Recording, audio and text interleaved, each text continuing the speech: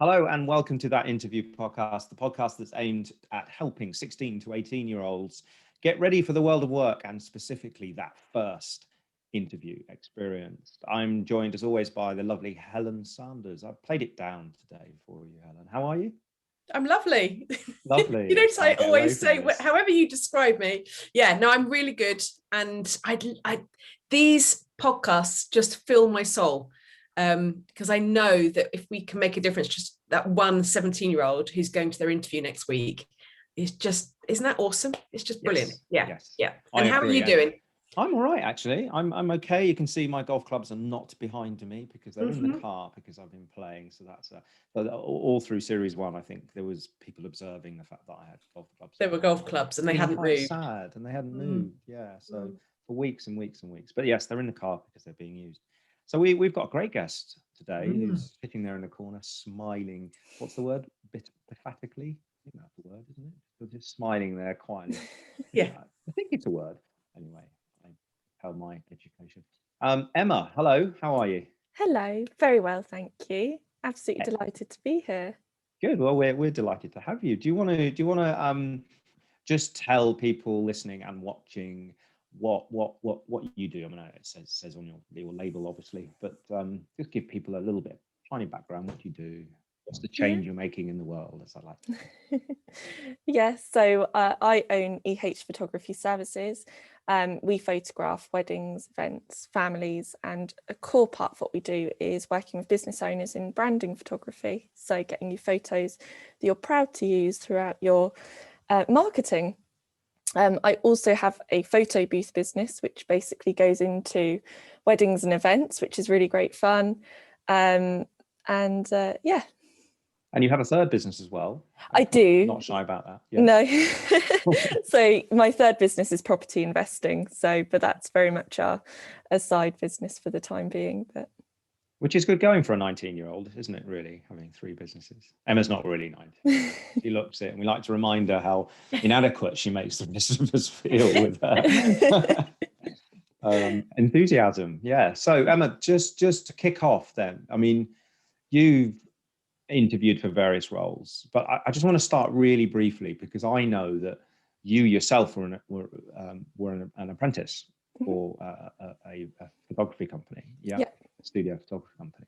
So what did you, the first thing I'd like to know, because I think it'd be really helpful for people, what did you learn from that you kind of brought to your current experience that you go, I don't want to do it like that? Because I know it was not a great experience for you in terms of the time you were there. So what have you taken from it that's like, right, okay, if I'm going to do things really well, there are certain things I mustn't do. So let's start with that just briefly. That's a good question. The year I spent in London, which is where I learned all of my skills in weddings and events, and it was a phenomenal year looking back on, the sort of photography that we did.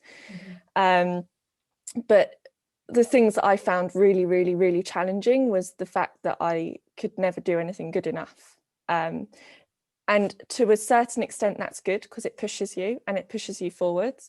But there's a line. And when it gets beyond that line and you're really struggling and you're trying your absolute hardest at the time I got that job, I was 18, I think.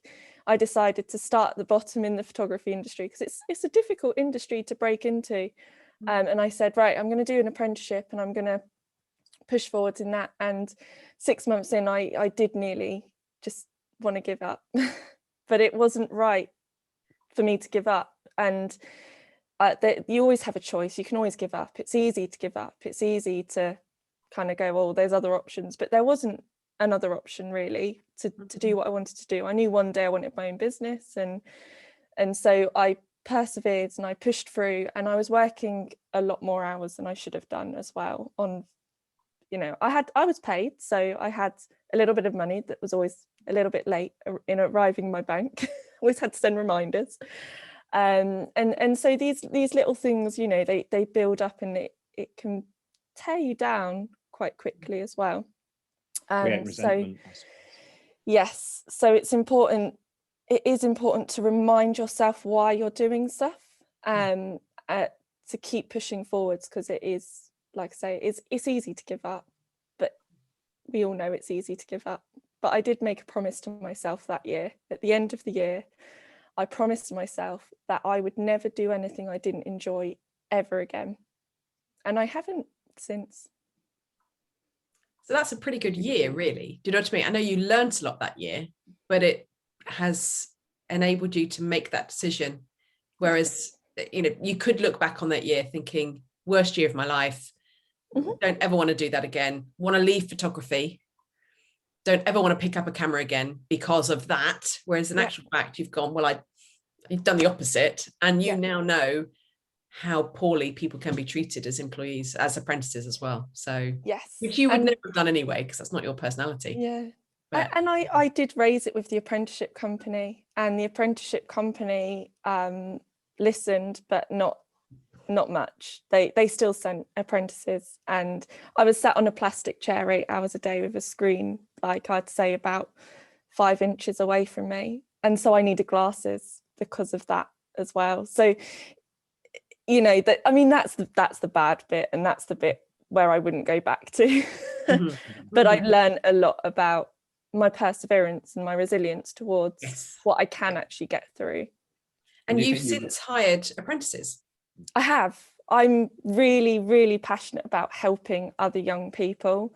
Being a young person myself, like I made 2 decisions in school. One is I'm not going to sit in an office, and the second was I'm not going to go to university. And at the time that I was leaving school, apprenticeships weren't really a thing massively. And so I found this apprenticeship after sitting in an office for 2 months, realizing it definitely wasn't for me. It turned out I was pretty good at the role. Like, it was a sales role, and I did, you know, was quite good at it. But I knew I wanted to do photography. I won an award, and kind of that fueled some of the energy into it. And the creative world, it's quite difficult to break into, and you know, there are photographers all over, and you have all these limiting beliefs as to what you can actually achieve. And I sort of just went, no, I want to do this. And when you put your mind to something and you know what the end result you want is, you just do it. You just go for it. And so I'm really passionate in helping other young people find what they want to do, because I think I'm really fortunate. I knew what I wanted to do. I knew where I want to be. I have a clear goal, and it's really difficult. There isn't one route. And I think, going back to the promise I made, if I ever hate something again, I will not do it. I will change it. And it used to be on my PE bag in school, hate something, change something. It was a Honda saying, because my dad worked for Honda. But I live by it. And I then worked for a studio company for a couple of years, and that was much more about the business. So that was about talking to customers, sales, marketing, also learning about children and what they do and go through. So I just want to offer that support for other people. And I get, you know, even when you get an email asking, how did you get into photography? So many people don't get responses from photographers and people in that industry because they're too busy, or, you know, and if I can't offer you work, that's fine, but I'm going to reply to you and get back to you just to give you some advice with what I did and how to get in there, because it's a minefield. There's no one way. So if you were going to take someone on then, what are you looking for? You know, if you're going to take an apprentice again, or when you interviewed your apprentice, what did you have in the back of your mind in terms of, you know, how do you want that person to be in your organization? So what are you looking for when you're recruiting, especially from a young person? I want drive and ambition, and that's above all else. I need someone that can hold a good conversation, actually does what they say that they're going to set out to go and do as well. I've been really impressed before by, I offered a student who's just a bit of work experience for a day. She emailed me before, she followed up, she rang me up, she texted me saying, oh, that advice you gave me was just amazing, would you be happy to? And I, you know, just sort of gave her a little bit of mentoring along the way. Not for long, because she was doing exams and stuff at the same time, but the follow-up and it's that self-drive. And I think one thing I've learned in the photography industry particularly is you need to have self-drive. You need to put yourself out there. Like I wrote to 20, 25 photographers locally. I think I got one response, but I have a friend that wrote to over 100 photographers, got the list off of like the Association of Photographers, and she wrote to all of them and she got one response. Wow. And that's the kind of drive that you need. If you really want to do it, you've really got to put yourself out there. And just because you get a no first time doesn't mean you should stop there. Like I also met someone, and a fellow apprentice that got no the first time, went back, and then she got the job the second time, and she now actually associates for me. So I got the apprenticeship the year before she did, and she went back. That's determination and that's drive. Yeah. And you can't train that. I was a trainer. You can train skills, you can train knowledge, you cannot train that drive. Yeah. And that's the same for any industry, not just photography. Yeah. And it's interesting that the woman that you were saying, you did a day's work experience, but she messaged you beforehand, had a good experience with you on the day, and then did the follow-up. That also shows you, but also proves to herself that actually as a photographer, that's the natural part, that's the natural rhythm. Because you would never just turn up on a shoot. There would always be the prep bit and the post bit. So naturally, they're just using their skills to show you and to show themselves that they've got what it takes, which is really, really good. Yeah, really good. Yeah. So when you get to, let's say you're looking at apprentices and they send you their CV, do they, or do they show your portfolio? I asked for a CV so I can have a look through it. Because obviously you can tell a lot from a CV. You can tell if someone's really interested because they either fill out a tiny bit or they put a covering letter as well. And if they are really interested in photography, then they're going to have a link to some work somewhere. Yeah. Okay. Whether it's Instagram, or they might even have their own website. Or Pinterest page or anything like that. Absolutely. Yeah. And what are you looking for? Sorry, Ash, go on. No, I was going to say, same question. You know, what are you specifically looking for? What are the sort of ticks that kind of get them through to that next stage? So those initially are the first ticks. Then if they have like a good covering letter that sort of tells you a little bit about them as an individual, then that's really important. So I can sort of paint a little picture in my mind as to who they might be. Then I would look through their portfolio. Again, with an apprentice, for example, I'm not too worried about the portfolio, but I'd look at like when the most recent shoot was, like when they've most recently updated it. Because if they've not updated it for like a year, then they're probably not as interested as they used to be. So it's about being current. And in the photography world now, you have to be current, like you have to be sharing everything now. But so I'd look at how recent it was. I'd also look at the quality as well, but that I take with a pinch of salt because I believe we can train. We can train you in getting those skills. There's a lot that you learn when you go into working for someone in specific industries to do a specific role.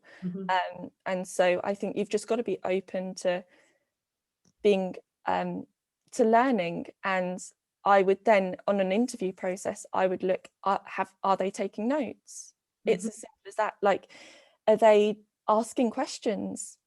And you can tell a lot as to whether someone's interested or not. I'd also look for a follow-up. I've had a few where they've said, thank you so much for your time, I really appreciate it, looking forward to some feedback. Nice. Whether they get it or not, I think you should always ask for feedback, just because that's how you grow and that's what you can learn for your next interview as well. Yeah, absolutely. So if I'm coming along, I'm 17, you've seen my portfolio, you think, and it's current, it looks okay, maybe haven't done that well in school, but actually creatively you quite like some of the stuff. It may not be your style, but you can see that there's a spark there. So you invite me along to meet with you. What do you do? What's the interview? What's the question, the killer question that you're going to ask me that's going to prove to you that I'm going to be an awesome apprentice for you? So it's really interesting because, as I mentioned before, I look more for their passion and their enthusiasm, which you can't really ask, are you passionate? Because they'll just say yes, you know. So I look for how when they turn up, like what you're going to be wearing, because it's about how you present yourself as well. Most importantly, they should have done their research on you as well. So I share everything on social media, so they should have at least researched my name. The links are always in the emails, so I would look for how much they know about me and look at the sort of questions that they might be asking. Equally, I am also aware that it's could be their first ever interview, and I've been there. I remember my first ever interview. It can be scary, and actually from an employer perspective it's scary as well, but you've got to remember it's a two-way street. It's got to be right for you as much as it's got to be right for the employer. And so I look to sort of paint a bad picture and see what their reaction is to it. Oh, okay. So, paint a bad picture for me. So we've got an event that's a 3-day event, which means that we've got to stay overnight, and we will be working from 8 a.m. till 8 p.m. We might get an hour's lunch, possibly.